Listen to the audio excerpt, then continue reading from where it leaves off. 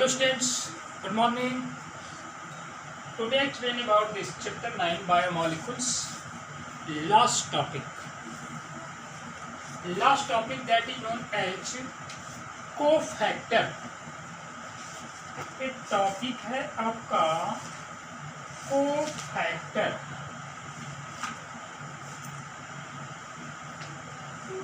Cofactor understand. Cofactor की condition जो होती है जिसमें simple enzyme and complex enzyme. Understand.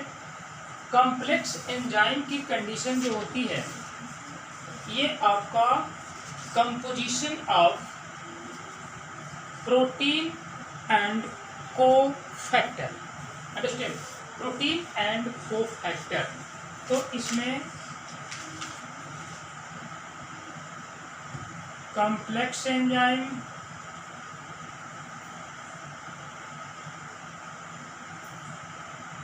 Is equal to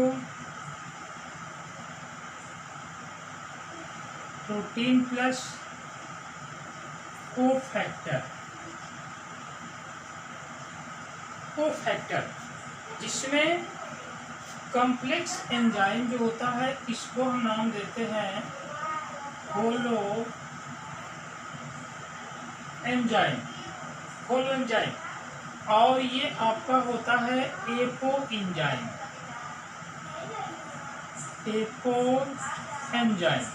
understand. Apo enzyme. और कोफैक्टर आपका नॉन प्रोटीनेशियस. प्रोटीनेशियस. अंडरस्टैंड. ये नॉन प्रोटीनेशियस होता है. अंडरस्टैंड. तो अब ये कंडीशन होती है कि आपका कॉम्प्लेक्स एंजाइम में जो होलो एंजाइम है उसकी क्या कंडीशन है, क्योंकि कोफैक्टर और प्रोटीन ये आपका प्रोटीनेशियस तो ऑलरेडी प्रोटीन है तो प्रोटीनेशियस ही होगा. Cofactor is non protein. ये प्रोटीन है तो ये आपका क्या है, नॉन प्रोटीन. अंडरस्टैंड. लेकिन जितने सिंपल कंपाउंड हो इसे मान लीजिए कि ये आपका जो है सिंपल एंजाइम. अंडरस्टैंड. और ये आपका एंजाइम कैसा है, inactive. Inactive. Understand. Plus this position that is known as cofactor. Understand. इसका नाम दिया गया क्या, कोफैक्टर. तो अब ये कोफैक्टर की कंडीशन जो होती है अंडरस्टैंड, तो ये आपका इनएक्टिव है और यहाँ पे है आपका कोफैक्टर. लेकिन दूसरी कंडीशन में क्या होगा कि अब ये आपका जो है कोफैक्टर ये ऑलरेडी क्या हो जाएगा, अब ये आपका जो है एंजाइम है. अंडरस्टैंड. और उस एंजाइम के साथ अब ये क्या कर गया, कोफैक्टर जो है आकर के बाइंड कर दिया. अंडरस्टैंड. जब कोफैक्टर बाइंड किया तो इसी का नाम देंगे हम कॉम्प्लेक्स एंजाइम. और इस तरह की कैटेगरी कहलाएगी होलो एंजाइम. और ये आपका कॉम्प्लेक्स एंजाइम कैसा होगा, एक्टिव होगा. जब एक्टिव होगा तो क्या करेगा, रिएक्शन को कैटलाइज करेगा. अंडरस्टैंड. तो इस तरह की कंडीशन होती है आपका holo enzyme and complex enzyme. तो ऑलरेडी आपका प्रोटीनेशियस, ऑलरेडी प्रोटीन है ये. उसके बाद ये आपका कोफैक्टर है, ये नॉन प्रोटीनेशियस है. अंडरस्टैंड. लेकिन इसके कॉम्बिनेशन के बिना ये ऑलरेडी कैसा है, इनएक्टिव है.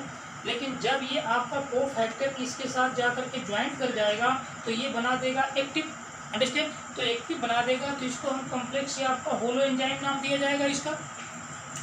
अब ये कॉम्प्लेक्स एंजाइम जो होता है प्रोटीन और कोफैक्टर की कंडीशन होती है जिसमें प्रोटीन तो ऑलरेडी आपका प्रोटीनेशियस है ही है. अंडरस्टैंड. लेकिन कोफैक्टर आपका नॉन प्रोटीनेशियस है. तो दूसरी कंडीशन ये होती है कि जो आपका कोफैक्टर होता है इसके कितने पार्ट्स होते हैं. Understand. How many parts of the cofactor. तो कोफैक्टर को थोड़ा सा देख लेते हैं हम लोग कि अब ये कोफैक्टर यहाँ पे क्या कंडीशन होती है कोफैक्टर की. एक आपका होता है, इसको 3 ग्रुपों में डिवाइड किया गया. प्रोस्थेटिक ग्रुप पहला पॉइंट, इसका नाम दिया गया इसका नाम दिया गया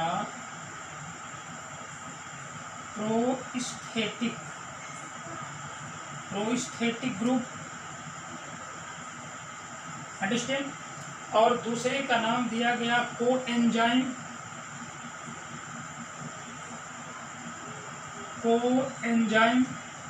और थर्ड का नाम दिया गया आपका मेटल। कौन? Non proteinaceous cofactor. इसको 3 group, prosthetic group, coenzyme, metal, understand. Prosthetic की कंडीशन क्या होती है भाई कि प्रोस्थेटिक जो होता है एक ऑर्गेनिक कंपाउंड होता है। पहला पॉइंट कि ये जो है आपका ऑर्गेनिक कंपाउंड होगा, ऑर्गेनिक कंपाउंड। तो ये आपका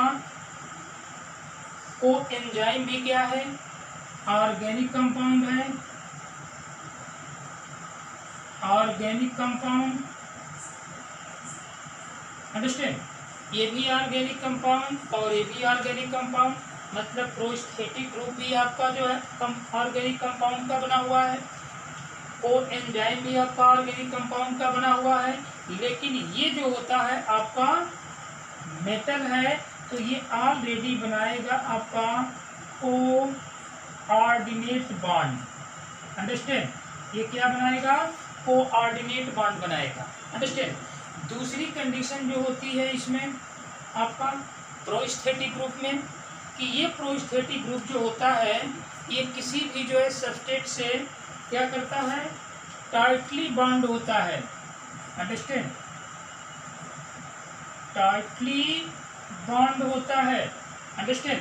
जैसे मान लीजिए कि यहाँ पे आपका जो है एक एंजाइम है, अंडरस्टैंड, ये आपका जो है प्रोटीनेशियस सब्सटेंस है, और यहाँ पे प्रेजेंट है आपका कोफैक्टर।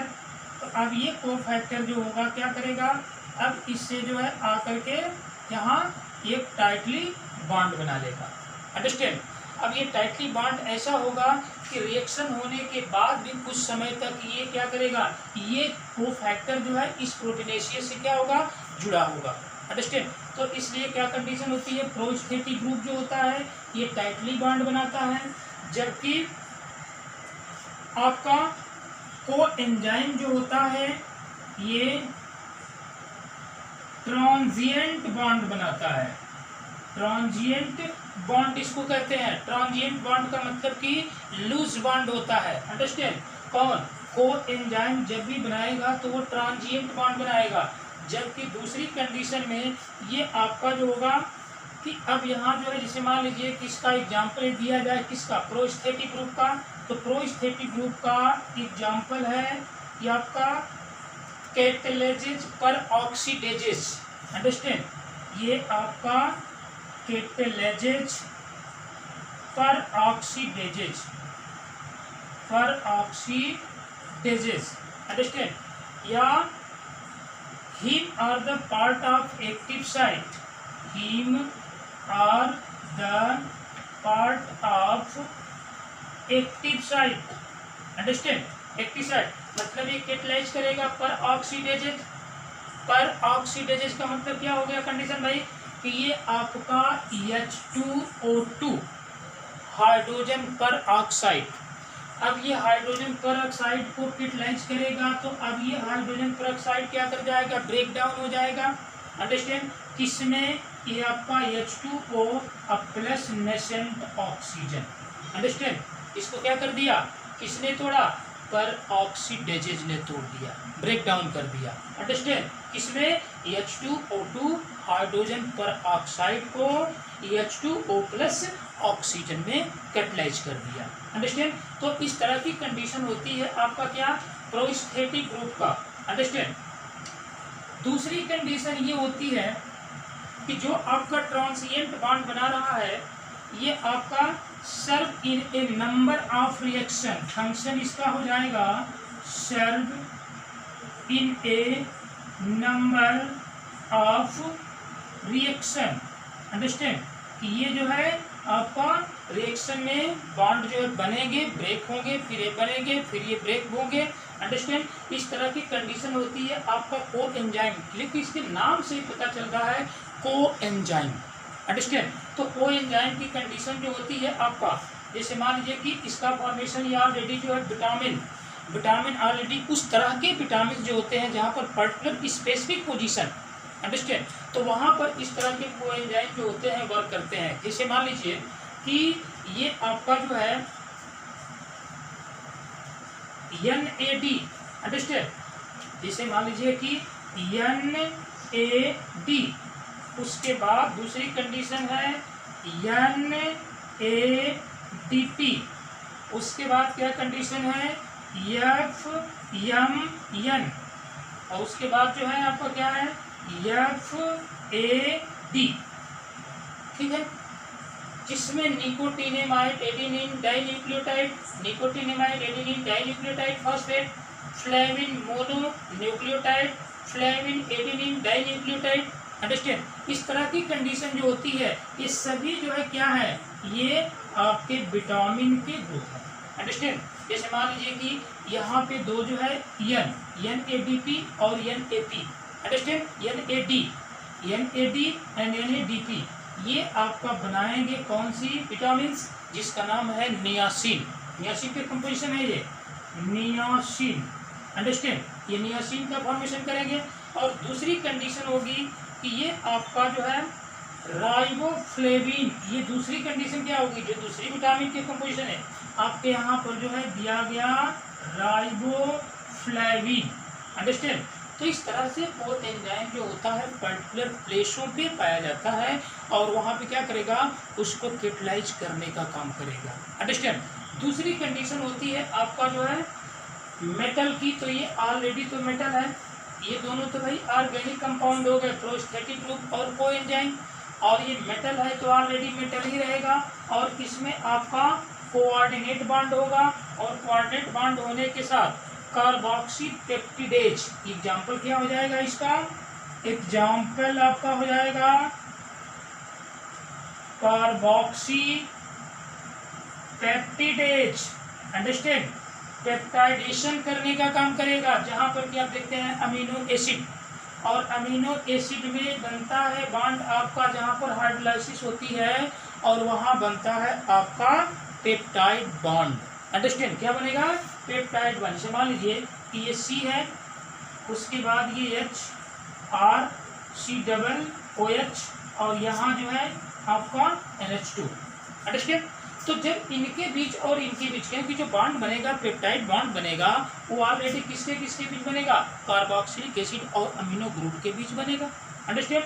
तो वहां पर जो होता है उसको कैटलाइज करने का काम जो होता है कार्बोक्सी पेप्टिडेजेस का काम होता है, अंडरस्टैंड। क्योंकि यहाँ पर आकर के कौन जुड़ेगा, जिंक आकर के जुड़ जाएगा। जिंक क्या है, मेटल है, अंडरस्टैंड, क्या है, मेटल की कंडीशन है। तो उस कंडीशन में आपका कार्बोक्सी पेप्टिडेज ये पर्टिकुलर भी अमीनो एसिड के साथ जो बॉन्ड करके उसको कैटलाइज करने का काम करेगा, जिसका नाम है NH2COOH, अंडरस्टैंड। तो इस तरह की कंडीशन होती है आपका कोफैक्टर की। तो कोफैक्टर आपका नॉन प्रोटीनेशियस है, और ये प्रोटीन तो ऑलरेडी क्या है, एको एंजाइम है, दोनों का मिक्सचर क्या हो गया भाई, कॉम्प्लेक्स एंजाइम, इसको आप होलो एंजाइम नाम दिया, अंडरस्टैंड। अभी हमने बताया कि जब तक ये एंजाइम्स के साथ जो सिंपल एंजाइम है उसके साथ यदि कोफैक्टर नहीं जुड़ेगा तब तक वो एक्टिव नहीं होगा, और यदि कोफैक्टर यदि बाइंड कर गया तो वहाँ पर क्या हो गया, वो एंजाइम एक्टिव हो गया, उसी का नाम देंगे कॉम्प्लेक्स या आपका होलो एंजाइम नाम दिया जाएगा, अंडरस्टैंड। और इसमें पूरे जो है कोफैक्टर को कितने पार्टों में डिवाइड कर दिया गया, एक प्रोस्थेटिक ग्रुप, को एंजाइम और मेटल, जिसमें प्रोस्थेटिक ग्रुप को एंजाइम जो ऑलरेडी ऑर्गेनिक कंपाउंड है तो ये भी ऑर्गेनिक कंपाउंड है, ये किस सब्सट्रेट से जो होता है टाइटली बॉन्ड होगा, तो ये क्या कंडीशन होगी, ट्रांजिएंट बॉन्ड बनेगा यहाँ पर, अंडरस्टैंड। तो इस तरह के सारे प्रोसेस जो होते हैं आपके कोफैक्टर होते हैं, understand. Thank you students, bye.